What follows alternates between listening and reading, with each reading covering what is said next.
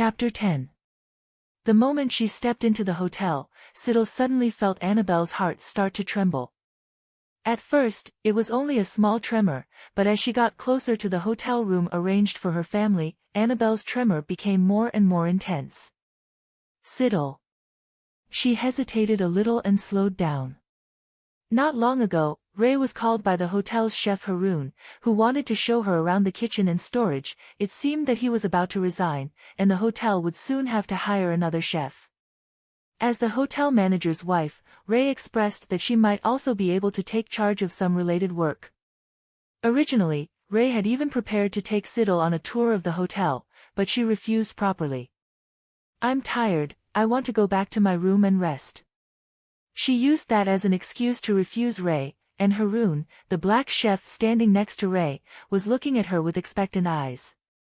Finally, Siddle was led back to the room by a waitress. But now it seemed that Annabelle was a little scared. What was she afraid of? The waitress stopped in front, turned her head and looked at her suspiciously. "I'm fine, you continue to lead the way." Siddle smiled at her sister to show her apologies, bowed her head and gently stroked Annabelle's hair. She sneered in her heart. Before, she had bothered her and refused to leave. Now that she had encountered an accident, she wanted to run away. Annabelle was ugly, but her thoughts were very beautiful. She quickly arrived at the Kelson family's room. This room was quite large, the interior was magnificently decorated.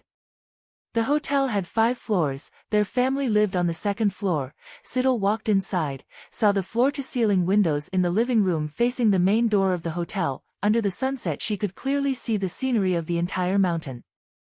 In front of the hotel was a large forest like a maze. The wall of lush green trees surrounded it, forming a large maze. The area of the forest must be twice as large as this hotel. But Siddle was in no mood to enjoy the beautiful scene now. After entering the room, Annabelle stopped trembling and became quiet again. The staff left, and Siddle prepared herself mentally before opening the bedroom door. Ray said that she had placed the wooden puppet on the bed. "It looked a bit ugly," the blonde-haired, blue-eyed woman shrugged, "so I covered it with a white cloth." When she opened the door, Siddle didn't hesitate to turn on the bedroom light. Otherwise, she would have thought she had entered the wrong morgue. The temperature in the bedroom was so low that it was as if it wasn't the same season as outside, and on the clean double bed, a white cloth was neatly placed over a sitting wooden puppet. Clank. Siddle squatted down, carefully placed Annabelle on the ground, and pushed it inside, instructing, "You play with it first, I'll pick you up later." After speaking, she closed the door without hesitation. The outer shell of the package was still on the table in the living room. The little girl trotted over and first picked up the wrapping paper that was wrapped around the wooden box. It wasn't very clean, and there wasn't any information written on the outside. There was no sender or delivery address. Of course, there wasn't any recipient information either. How amazing! There wasn't even recipient information. Why did her parents still agree to take this thing home? This was no different from the actors in horror movies who were slowly walking towards death.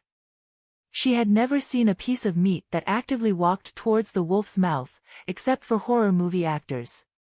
She looked at the box that contained the wooden puppet again. It was also a square wooden box, exquisitely crafted. Siddle tried her best to turn the wooden box over, and finally saw a pitifully short line of words on the back of the box.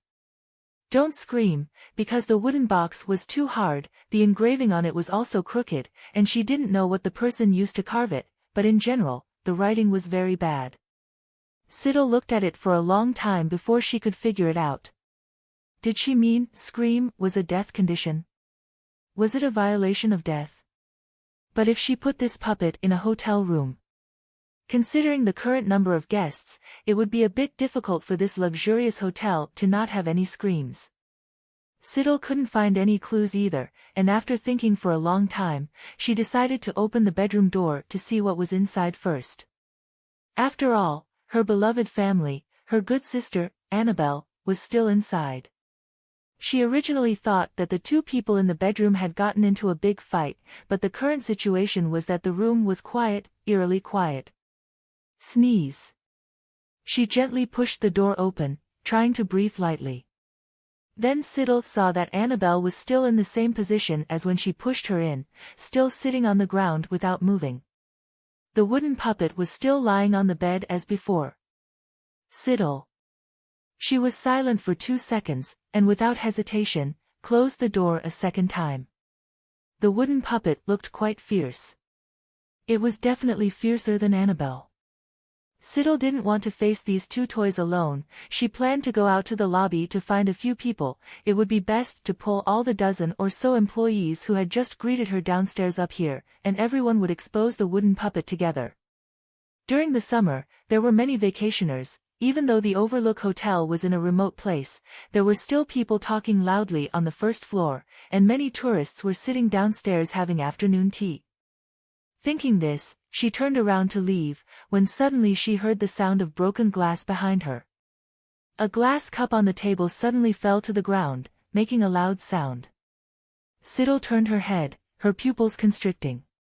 Not only that, the record player in the corner suddenly started moving by itself, emitting a beautiful, flowing sound. I'm looking for a place I can call home. My home, wow. Looking for a place where I belong. Belong, wow. Siddle. She hurriedly ran to the living room door, tiptoed and turned the doorknob. Siddle originally thought that she might not be able to open the door, but unexpectedly she was able to open it so easily.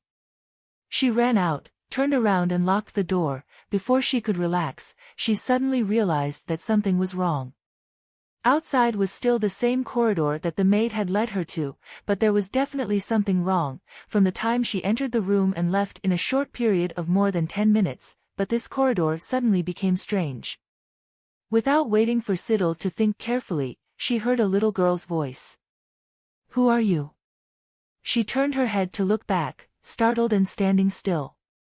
Not far from where she was standing, also at the turn of the hallway, a pair of twin sisters around her age were standing there.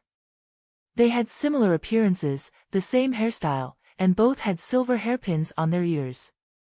Small, curly brown hair tied back, revealing two chubby faces, they were holding hands. The hallway was not wide, the two people had blocked the way. The one who had just asked was the little girl on the left. After she finished speaking, the little girl on the right continued with an expressionless face, I've never seen him before. The little girl on the left, he's a stranger. The little girl on the right, did he come to play with us? The little girl on the left repeated the question, are you coming to play with us? With each sentence they said, the distance between them and Siddle got a little closer. When they said the last sentence, the two little girls who were holding hands moved closer to Siddle. Come play with us, Siddle. The little girl on the left moved closer with an expressionless face, her lifeless eyes emitting a cold light. The little girl on the right was unwilling to be outdone, the tip of her nose wished she could stick to Siddle's face, forever. Forever. The cold air blew on Siddle's face, she could only open her eyes wide to look at the two strange little girls who were almost pressed against her. Behind her was the door, behind the door were two dolls.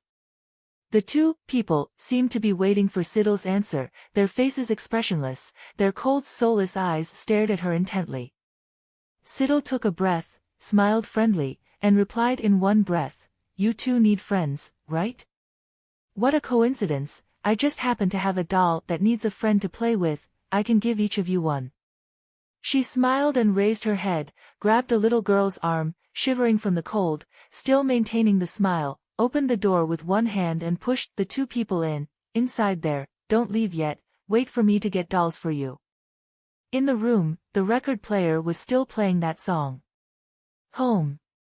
Siddle smiled and pulled the two girls to the bedroom door, opened the door, pointed inside and said, it's these two dolls, I think they'll be very happy if they can become your friends. It seemed like the twin sisters didn't expect the situation to turn out like this, their icy expressions suddenly cracked. Siddle took a deep breath, prepared to enter the bedroom, and lifted the cloth. The wooden puppet under the cloth was really ugly, although it was wearing a suit and a red tie, but if Siddle had to imagine that face, she would probably remember the green pumpkin in the zombie war. This was a puppet used in ventriloquism shows. So its jaw had two open joints, used to move its mouth when performing. But when Siddle mentioned it, the wooden puppet's mouth opened with a click. Siddle, listen. To be honest, she was also scared at this moment, her hands were also weak. But she still really wanted to get rid of these two toys. Didn't you guys want a family? She immediately found them a family, hoping they would like it, smiley face. She also didn't know if the twin sisters would like these two ugly dolls. First, she stuffed the wooden puppet into the two sisters' arms, and saw with sharp eyes that there was a name carved on the back of its neck, Billy. Siddle picked up Annabelle at her feet. These are all my dolls. I can give them to you guys, so they can play with you. She happily showed off the name she had just learned. In your hands is Billy, in my hands is Annabelle. Do you like it? Siddle asked sympathetically, in case she gave them something they didn't like and angered them. Do you want to split it? The little girl on the left stared expressionlessly at the Billy in her hands. A moment later, she suddenly threw Billy to the ground, raised her head and looked at Siddle coldly. Thud! Billy fell to the ground, his lively eyes flickered around, glancing at Siddle, seemingly carrying a malicious smile. Outside the living room, the song playing from the record player also stopped.